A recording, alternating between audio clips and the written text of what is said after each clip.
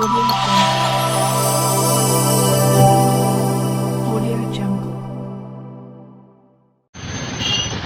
ಸ್ನೇಹಿತರೆ, ಈಗ ನಾವೆಲ್ಲಿ ಬಂದೀವಪ್ಪ ಅಂದ್ರೆ ಇಲ್ಲಿ ಧನಶೆಟ್ಟಿ ಅವ್ರ ಅಂಗಡಿಗೆ.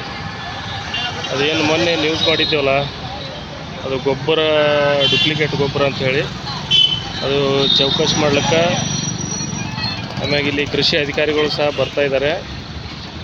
ಬನ್ನಿ ನೋಡೋಣ.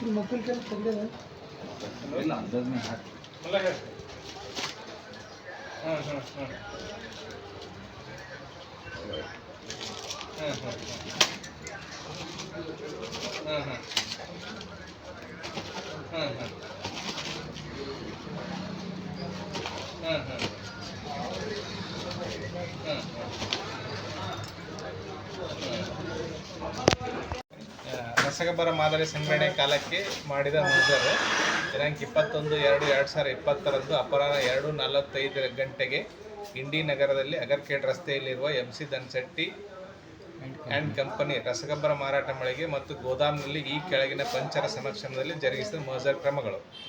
1ನೇದ್ದು ಸಾಕ್ಷಿಗಳು: ಸೈಫನ್ ಸಾಬ್ ಹುಸೇನ್ ಇಂಡಿ ಸಾಕಿನ್ ಬರಗುಡಿ. 2ನೇದ್ದು ರಂಜಾನ್ ಎಂ ಸೌದಿ ಸಾಕಿನ್ ಇಂಡಿ ದಸ್ತಗೀರ್ ಲಾಸಂಗಿ ಮುಲ್ಲಾ ಸಾಕಿನ್ ಬರಗುಡಿ. 4ನೇದ್ದು ಪ್ರತಾಪ್ ಗುಂಡು ಸಿಂಗ್ ರಜಪೂತ್ ಸಾಕಿನ್ ಇಂಡಿ. ನಾನು ಶ್ರೀ ಮಹಾದೇವಪ್ಪ ಏವೂರ್ ಸಹಾಯಕ ಕೃಷಿ ನಿರ್ದೇಶಕರು ಇಂಡಿ ಹಾಗೂ ರಸಗೊಬ್ಬರ ಪರಿವೀಕ್ಷಕರು ಇವರ ಮೇಲ್ಕಂಡ ಮಾರಾಟ ಮಳಿಗೆಯಲ್ಲಿ ದಾಸ್ತಾನಿರುವ ರಸಗೊಬ್ಬರಗಳನ್ನು ಪರಿಶೀಲಿಸಿ ಮಾದರಿ ಸಂಗ್ರಹಿಸುವ ಸಲುವಾಗಿ ಈ ದಿನ ಭೇಟಿ ಕೊಟ್ಟಿರುತ್ತೇನೆ. ಸದರಿ ಮಾರಾಟ ಮಳಿಗೆ ಮಾಲೀಕರಾದ ಶ್ರೀ ಮಹಾವೀರ್ ಧನಶೆಟ್ಟಿರವರು ಹಾಜರಿರುತ್ತಾರೆ ಹಾಗೂ ಮಾರಾಟ ಮಳಿಗೆಯ ಲೈಸೆನ್ಸ್ ಪ್ರತಿಯನ್ನು ಹಾಜರುಪಡಿಸಿರುತ್ತಾರೆ. ನಂತರ ಮಳಿಗೆಯಲ್ಲಿದ್ದ ರಸಗೊಬ್ಬರ ದಾಸ್ತಾನಿನ ಗುಣಮಟ್ಟ ಪರೀಕ್ಷೆಗೆ ಮಾದರಿಗಳನ್ನು ತೆಗೆಯಲು ಇಚ್ಛುವುದಾಗಿ ರಸಗೊಬ್ಬರ ಪರಿವೀಕ್ಷಕರು ತಿಳಿಸಿದರು.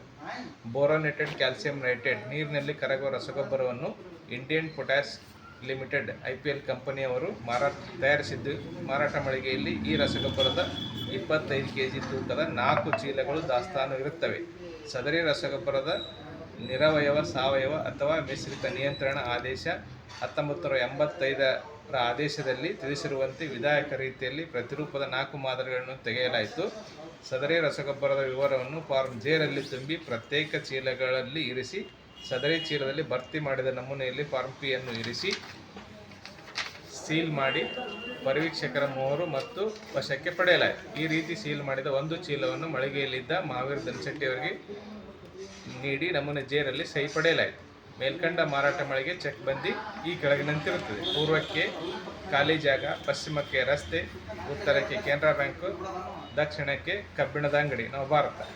ದಿನಾಂಕ 21/2/2000 ಅಪರಾಹ್ನ 2:45ರಿಂದ 3:30 ನಮ್ಮ ಉಕ್ತ ಲೇಖನದ ಮೇರೆಗೆ ಈ ಕೇಳ್ಕಂಡ ಮಹಜರ್ ನಡವಳಿಗಳು ನಡೆಸಿ ನಮ್ಮ ಸಹಿ ಪಡೆಯಲಾಯಿತು. ಅಂದ್ರೆ ಸರ್ ಈಗ ಇದೆಲ್ಲ ನೀವು ಲ್ಯಾಬಿಗೆ ಕಳಿಸ್ತೀರಿ ಅನ್ಸದ? ಹೌದು, ಲ್ಯಾಬಿಗೆ ಕಳಿಸ್ತೀವಿ. ಅಂದ್ರೆ ಪ್ರೊಸೆಸ್ ಯಾವ ಥರ ಇರ್ತದೆ ನಿಮ್ದು 1 ನಿಮಿಷ ಹೇಳ್ತೀರಾ?